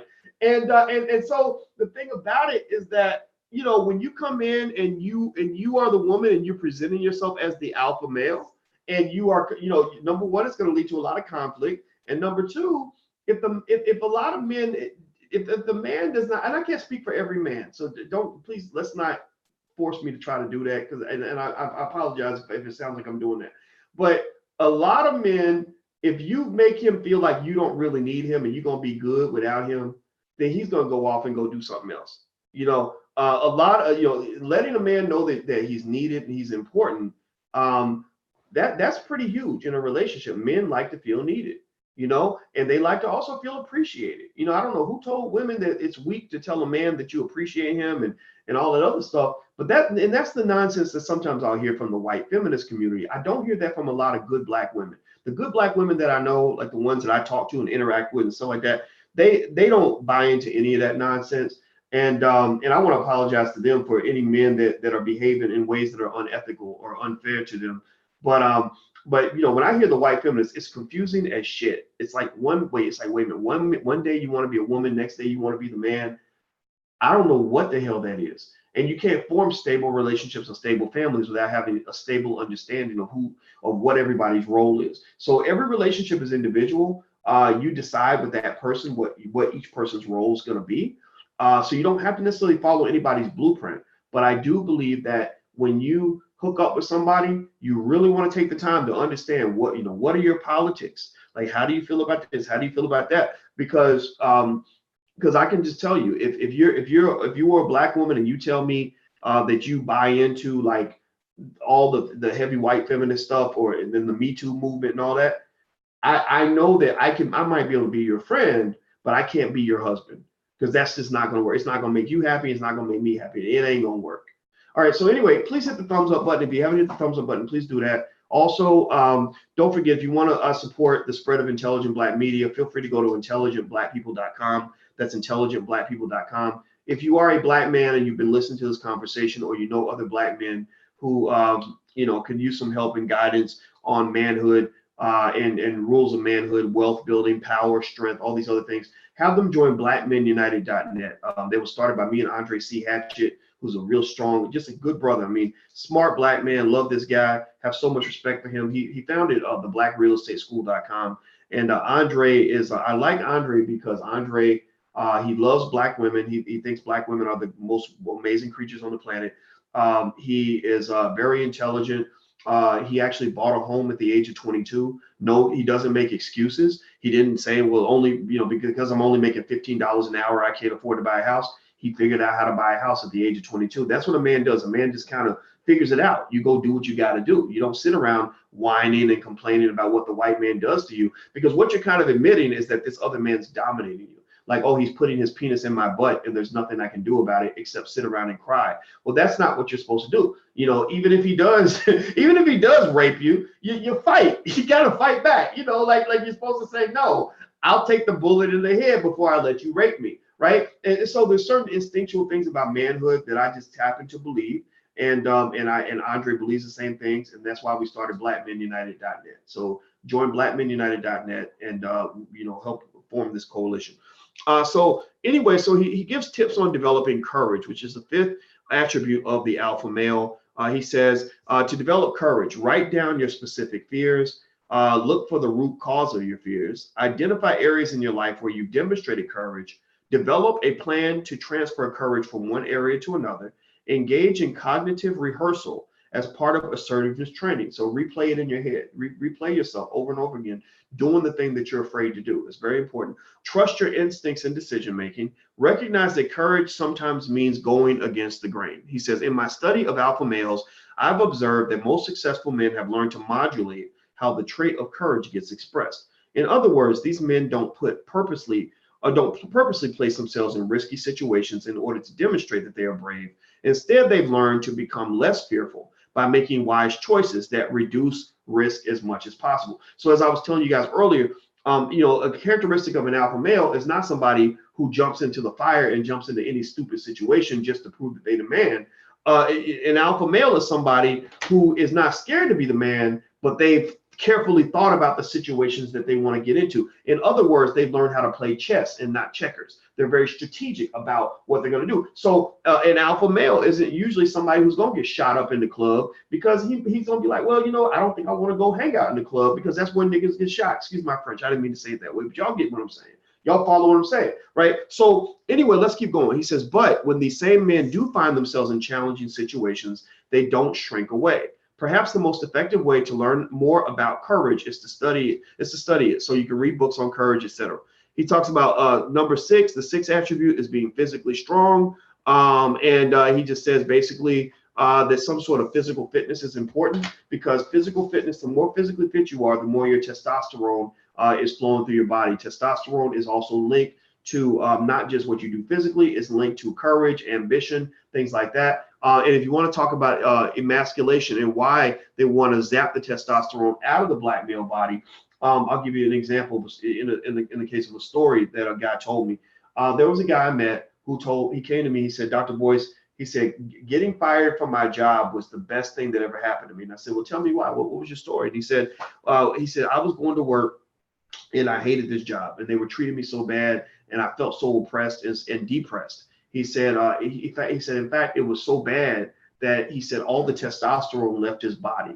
He said, I became like a woman. He said, I would cry a lot and I would stay in the bed all day. I was depressed all the time. Not that all women do this, but, just imagine a woman on her cycle, on the worst day of her cycle, where she's bloated and things like that. Like he said, basically, I just became emasculated. I couldn't perform for my wife. His penis would not get erect anymore. And he gained all this weight. And basically he said the doctor told him, you have no testosterone. That's why your body's reacting this way. And I said, wow, that's really deep. I said, man, so they really emasculated this man. Like they physically emasculated him. And that's what racism does. And so he said the best thing that ever happened to him was when he quit his job. But even then he showed me this big box of pills he has to take just to stay chemically balanced, because literally the racism on his job disrupted his chemical balance. So when I say that this system is unnatural, I mean this system is unnatural. Like they literally took away his natural manhood by making him into a Billy Porter, right? So effectively, the reason I advocate that black males, especially black men, if you got a son that's got natural alpha male characteristics and he's already courageous and ambitious and strong and he's a leader and things like that, train that boy to start his own business, to know how to start his own business. It doesn't mean that he has to. Maybe he can go work for somebody, that's fine. But if you really want your son to be happy and you don't want him to want to one day jump off a damn building, like force him to spend as much time learning how to start a business as he spends learning how to play sports and all this other stuff. Because what happens is we take our alpha male characteristics and we apply them to basketball and football, or learning how to be the best rapper on the stage, but we don't know how to be bosses. And there ain't nothing worse than to be a boss, have the boss's brain in an employee's body. Ain't nothing worse than to be an alpha on the inside, but you got to be a beta on the outside. I'm saying ain't nothing worse than being a great man pretending to be an ordinary man. And I'm gonna tell you, that's what happens to so many of our black men. They end up having to bow down, kneel down, put the head down, cower, slouch, sag their pants a little bit, let them know the butthole's available, and just become little punks because there's no place for them to roar like the lions that they're meant to be. Nobody ever taught them that that's okay. Everybody tells them that that's toxic masculinity, and they're taught to suppress all of that. So train your sons on how to build, train your sons on how to own, train your sons on how to be bosses. It does not matter. If a man really wants to be a boss, he's not going to care if he's the boss of a little tiny company that ain't making no money. For him, it's just important to be the boss. You know, I got more satisfaction. Do you know that I got more satisfaction from running my own business when it was making $10,000 a year than I got from being an employee making $115,000 a year? Do you know that? Like, I felt better about life. I felt freer. I felt stronger. I felt like more of a man running my own business that was making 10 grand a year than I felt being a little employee making 115K. No disrespect to employees. A lot of people work for other people. That's fine. But I'm telling you, options are the key. He's just got to have options. He may not ever use the option, but just because you got a gun don't mean you got to squeeze the trigger, but you should have a gun just in case. So knowing how to start a business is your son's weapon. It's your daughter's weapon. Have them put that fucking weapon in the closet in case somebody tries to break inside the house. Let me keep going. Number 7, the 7th trait for an alpha male is what they call curiosity. He says the final trait of an alpha male, he defines that basically as intellectual curiosity. He says that if you look in the wild, it's hard not to notice that most alpha male wolves are generally curious. They investigate what's going on in their environment and then use or acquire skills for the future. If you want to increase your intellectual capacity, it's important to have an open mind. So again, if you're dating a man who thinks he knows everything and he's closed-minded, that's not an alpha male. That's an insecure, dusty beta male, because he's threatened by anybody that challenges what he knows. A confident man is very confident in what he knows, but he's also confident in that he's going to be better if you teach him things. So a smart man will learn from a good woman. A smart man is not going to just tell you to shut up every time you try to teach him something different or that will help him grow. So same thing is true for men. This is my advice to you. Somebody, giving you new information is not them challenging you. It's an opportunity for you to grow. So what he says basically is that alpha males tend to be generally intellectually curious. They want to learn because they want to be the best leader possible. A good leader is somebody who not only acquires as much skill as possible. That's why education is so important for the black man. Not necessarily school, but education and knowledge, right? Knowledge and education are very, very important. But also he wants to be the best leader possible by having the most skill.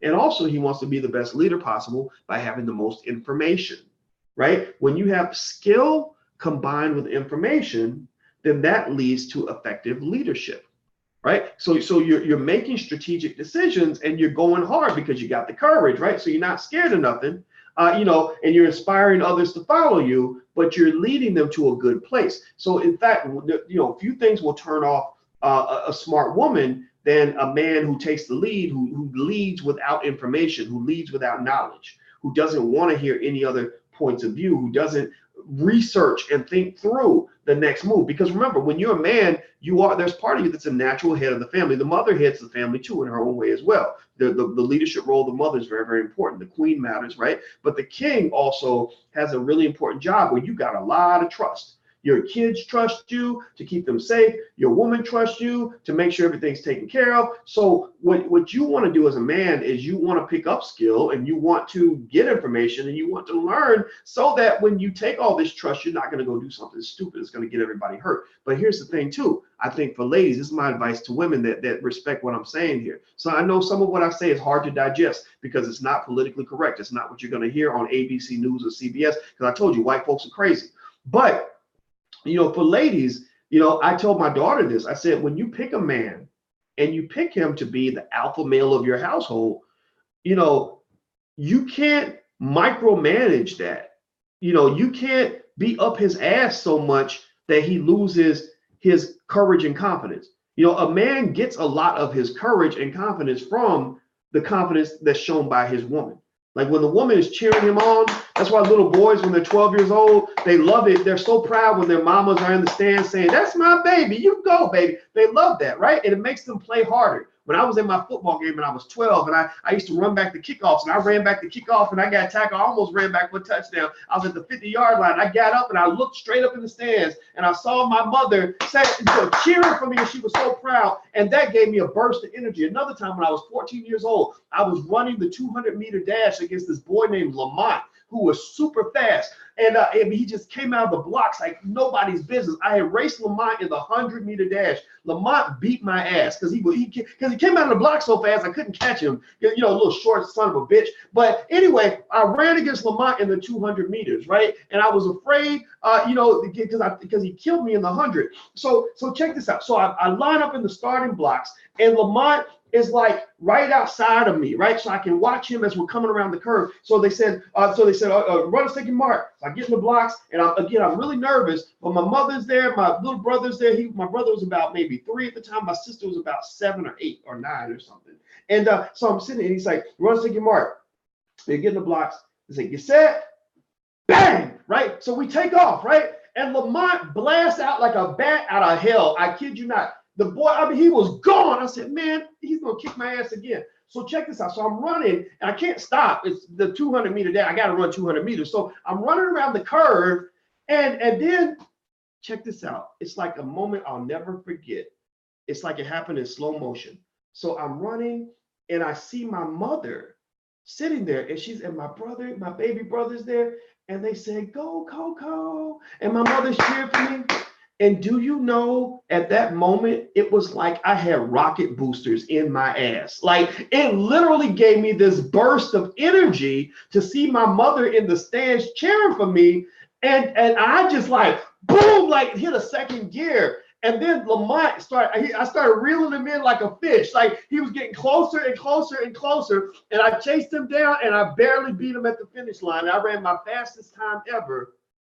All because my mother was there cheering me on. All because the most important Black woman in my life was giving me encouragement. If my mother had not been in the stands, I would not have won that race. I'm absolutely convinced of that. And so the thing is that a woman has a lot of power in a man's psyche. That's why people act like women can't be abusive. No, a woman can be very abusive emotionally if she wants to be. They stop acting like men are the only people who are capable of administering abuse because we're the only ones who have big muscles and can beat people up. You ain't got to beat somebody's ass to be abusive. You beat them down psychologically. Sometimes that's worse than an ass whooping. So the woman has power, and so when you're dealing with that man, you got the power to either crush his spirit or to lift him to the highest heights he's ever been. So when he goes out and he's doing his best and he wants to be, he's decided, I'm going to be an alpha. I saw the Dr. Boyce video, and I saw the characteristics, of an alpha male, and I want to make myself into a better man. And he's got all the, he's focusing on all these things. He's learning, and he's gaining his courage, and he's picking up all the traits which are on the list. What was it? Assertiveness, dominance, natural leadership skills, protective instincts, courage, physically strong, curious. He's doing all these things to try to be the leader that you want him to be. Well, he ain't always going to get it right. Sometimes he's going to make a mistake. Sometimes he's going to fuck it up. Sometimes he's going to, tell you we need to drive this way, and really the restaurant was that way. And the last thing he needs when he makes that mistake, if he's a good man who's trying to do the right thing, the last thing he needs is somebody in his ear. Yeah, I told you, you little dumb motherfucker, you need to stop. No. If he's an asshole, he's going to cuss you out too. And then your whole family is going to be destroyed because you're going to have two Negroes fighting. And that ain't going to work. But if he's a decent man, he's going to sit there and he's going to listen to you and let you just yell at him and beat him up. And some women don't see that. They don't understand when you're expressing that frustration. Maybe deep down, maybe subconsciously, you're really just mad at your father, who's an alcoholic, who abandoned you. And when you see him behave or come up short, it's triggering you. It's reminding you of the disappointment you had as a little girl when your daddy didn't pick you up for the daddy-daughter dance when you were 8. Or maybe it's reminding you of your ex-boyfriend or your child's father who wasn't the man that you thought he was going to be. Maybe whatever it is. but you expressing your frustration, you're expressing it in an abusive way. I mean, every abused person, that most abused people that I know, actually, they don't see themselves as the abuser. They actually see themselves as the victim. Most abusers I know actually think that they were justified in their behavior because somebody triggered them. Like, I wouldn't have done it if she hadn't have done this to me, right? Or I wouldn't have yelled at him if he hadn't have done, if he hadn't come up short, if he hadn't kept on messing up the money, and I just think, like, if you're gonna be with somebody, be with them. Commitment is a word that people do not fucking understand. People do not understand the definition of the word commitment. I'm convinced of that. People do not know what commitment means. You know why? Because if people knew what commitment meant, the divorce rate in America would drop by 80%. Commitment does not mean I'm committed to you as long as you do what I tell you to do. Commitment does not mean I'm going to do this as long as I'm happy, right? Commitment does not mean like, oh, I'm gonna stick with it until you piss me off, or until I get lonely, or until I just get bored and I just decide I'm gonna do something different. That's not commitment, man. So just shut the fuck up with that bullshit. You ain't committed to shit. That's conditionalized behavior. That's fair weather stuff. That's just like, oh, well, that's like the New Edition song, Can You Stand the Rain? Well, your answer is obviously no, because any person that understands commitment, what it really means to be committed to something or someone, they understand that means you ride that motherfucker till the wheels fall off. But we don't honor commitment in this society. We ridicule people who are committed to something, especially if it doesn't go right. Like we'll make fun of that woman who stood by the man, even though he did some stuff that got her in trouble, got her shot or sent to prison. I'm not saying that that's a good thing. It's a terrible thing, right? But we'll make fun of her for that, when really, even though it's unfortunate and he certainly deserves the blame for what happened, I actually secretly, I honor that. I say, wow, what a great woman. I just wish she could have had a man that was worthy of that level of commitment. That's what I think. That's what I think. When I see all the women in prison, right now, because they stood by their husband or boyfriend or refused to cooperate with the cops, whatever. I'm not saying that it's good. I'm not saying it's smart. You can think what you want about it. I'm not telling you to change your opinion. But honestly, I see those as good attributes. But those attributes were someone took advantage of the fact that you were a good person. That somebody built you to be solid, but you were not with a solid partner. So solid people deserve other solid people. And when I think about what commitment means to me, commitment does mean that I might have to go down with you. Commitment means I'm not going to jump ship. If I say I'm not going to jump ship, commitment means maybe I might end up taking a bullet. Don't even act like I wouldn't take a bullet for that woman that's in my house. I'd take a bullet in a second, even if it was over some dumb shit that she did. I wouldn't, So what I'm saying is that if you're a smart person and you talk about relationship stuff, you got to choose carefully. People don't choose carefully. They don't take their time. They rush into shit, and then they end up feeling like it was somebody else's fault because it didn't work out. Sometimes it's your fault. Sometimes it's your fault because you took 2 weeks to get to know a person when you should have took 2 months, or maybe even 3 months or 4 months or whatever. But once you've done your research and you've decided this is a solid person, this person's worthy of my commitment, I'm going to make a commitment to this situation, then commit to that shit. Commit to it. I'll give you another example. When I saw that whole thing go down with Ray Rice, and his wife, I didn't like it at all. I hated it. Remember, Ray Rice was a football player who punched out his wife on the elevator, and I thought that was egregious, terrible. A man should never hit a woman under any circumstance. But then I saw his wife say, we're going to work this out. Okay, thank you for the attention, but we're going to work this out because I want my daughter to have her father. And I believe that he can be redeemed. He's 27 years old. We're going to go get therapy. We're going to figure this out. And I remember how many, of the feminists called her stupid and like, why would you do that? And the thing is, it bothered me because it was kind of like because this black man had made a mistake, they literally acted like he can never ever become a better person. Like he can never learn from his mistake. Like he's done. And your daughter should be fucked over and not have a father in the house because he clearly can't have ever done anything good for anybody, because look at what he did in that elevator that night when he was drunk.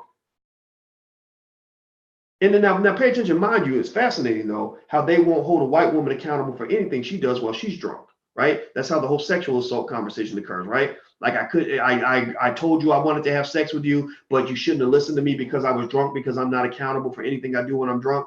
But yet this young black man, when he's drunk, because he happens to be a football player who's very strong, filled with testosterone, probably taking steroids and shit, he punches, he does something he shouldn't have done. But the drunk excuse, the drunk I'm not accountable excuse, is not allowed for a black man, but it's allowed for a white woman, right? That's just a little side note. But the thing about it was, when I saw what Ray Rice's wife was trying to do, I had a tremendous amount of respect for the decision, because it was her decision, and also I kind of admired that in a weird way. Not because I thought that it's okay for people to go punch people out, but I kind of said, man, that's a really solid woman. I hope that he becomes, I hope he maintains and becomes a solid enough man to deserve a woman who's that solid, who's really going to try to work it out. Because if it doesn't work out, a lot of people are going to say, you were stupid, you shouldn't have done this, right? So somebody who will just kind of forgive and stick with the horse that they bet on in the first place, those people, you could argue that maybe the decision wasn't the right one, but you cannot argue that those people are not more solid than the rest of us. You cannot argue that those people don't understand the word commitment a little bit more than everybody else. And again, it's a very weird, nuanced kind of conversation to have, because everybody ain't gonna get it. People are gonna interpret it in a stupid way. That's why I tell you guys, my platform is only for intelligent black people. It's not for idiots. Idiots are going to say that, well, Dr. Boyce was saying it was okay for Ray Rice to punch out his wife. No, I've never said that that's okay.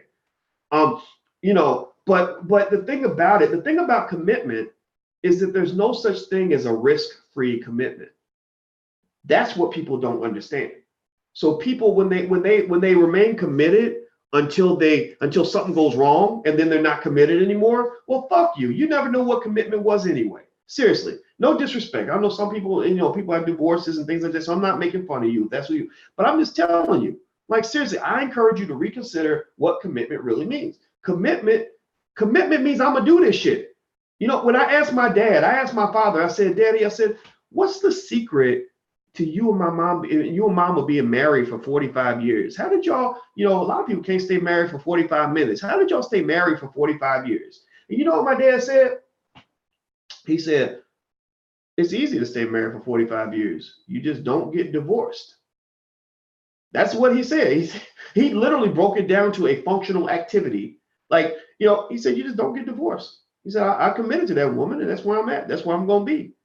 And so the problem is that because we have morphed the definition of commitment, and we've misaligned it in terms of what it means. You have a lot of people that make fun of people who think that way. They think something's wrong with you. Now, I'm not telling you to change who you are. I'm trying to say, though, if you are a solid person, and if that's the person you are, if you are a person who either is or wants to be a person who really truly understands what commitment is, and you want to commit to people, you want to be loyal and all these other things, raise your hand. Tell me yes or no if you want to be in this category. If you want to be in this category, I want to say that I applaud you. And I also want to say that you should not let people make fun of you. And then, last but not least, I will say that sometimes it won't work out for you because you're not in a world full of solid people. But I'm also going to tell you that you need to take your time in making sure that good love that you offer to the world, whether it's friendship or business partnership or relationship, whatever it is, that good love you offer to the world, that you only offer that to people who are worthy of that. So solid people need to take the time to find solid people. So I'm gonna tell you, in my life, I've always wanted to be a solid man. Solid meaning loyal to the fucking to a fucking fault. I'm talking about ride with you till the wheels fall off. Like if I'm in the car and the bullet comes, I might take the bullet too, right? And so in order to do that, I knew I had to be very careful about who I allow into my life. If I picked a woman, I had to pick a solid woman, a woman who thinks the same way.